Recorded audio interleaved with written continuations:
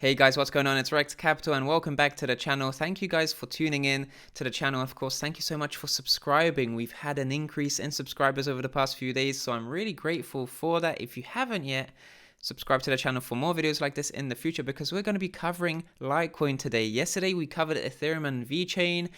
Today, we're going to be covering Bitcoin, Litecoin, and Chainlink. So stay tuned. Let's talk about Litecoin in this video specifically. You can see that this area is an area of historical reaccumulation. And every time we've seen a breakout from here, we've had some rallies. And each rally that we've seen from this area has decreased in the amount of profit yield that it offers. So 700%, roughly speaking, 200%, 73%, and recently 36%. So the question is, at which point are we just going to break down from this area? Because that's also a possibility, especially when we're seeing weakening demand historically over the past few years. So let's think about what would happen if we break down from here, because of course we've seen a breakout from here pull back into the top of this reaccumulation area before rallying towards the upside, but not without wicking to this area, roughly speaking. So what is this area? Around $35, I believe, although I can't really be sure about that.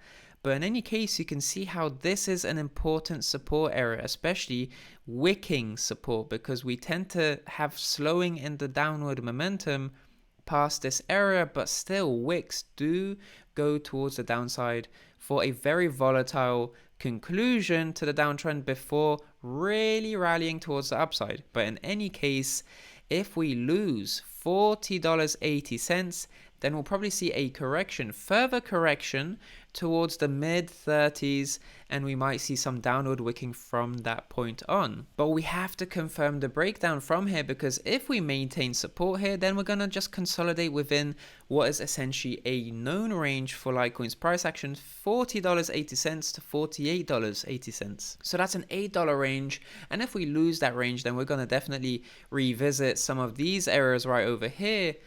But let's wait for that breakdown, because that breakdown hasn't confirmed itself yet. But of course, we can't forget about the multi-year downtrending resistance, which is going to be weighing down on price. It's nowhere close at the moment when it comes to price, but this is just going to be a non-volatile asset as long as it maintains this range. So we're probably going to be able to play Litecoin on the weekly basis for a range low to range high trade. So essentially trading it within this range as long as the bottom of the range actually holds.